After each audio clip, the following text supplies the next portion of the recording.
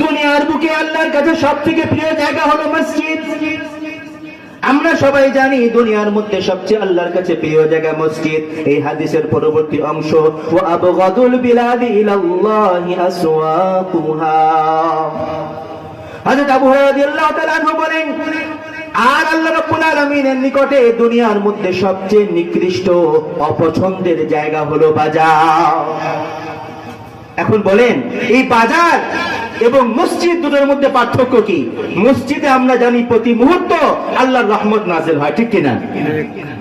আল্লাহর কাছে সবচেয়ে প্রিয় স্থান। তাহলে বাজার কি হবে?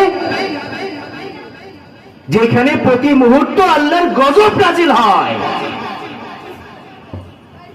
আরেকটা হাদিস আপনাদের সামনে আমি একটু আগে পাঠ করেছি। হযরত সালমান ফারসি রাদিয়াল্লাহু তাআলা আনহু বলেন, লা তাকুনান্না ইন ইসতাতা'তা আউওয়ালা মান ইয়াদখুলু সুক। ও ঈমানদার ভাইরা বোনেরা, যদি তোমার দ্বারা সম্ভব হয় এমনটা যেন কখনো না হয়, সর্বপ্রথম যে ব্যক্তি বাজারে আসলো সেই ব্যক্তি হলে তুমি, এমনটা যেন কখনো না হয়। ওয়ালা মান আখিরা মান ইয়াখরুজু মিন, আর যেন কখনো এমন না হয় বাজার থেকে সর্বশেষ যে ব্যক্তি বের হলো সেই ব্যক্তিটা হলে তুমি। এরপরে তিনি বলছেন, ফাইন্নাহা মারিকাতুশ শাইতান, বাজার হলো শয়তানের জন্য একটি যুদ্ধক্ষেত্র। ওয়া ইন্নাহু ইয়ানসিবুর রায়াতা ফি, আর শয়তান যে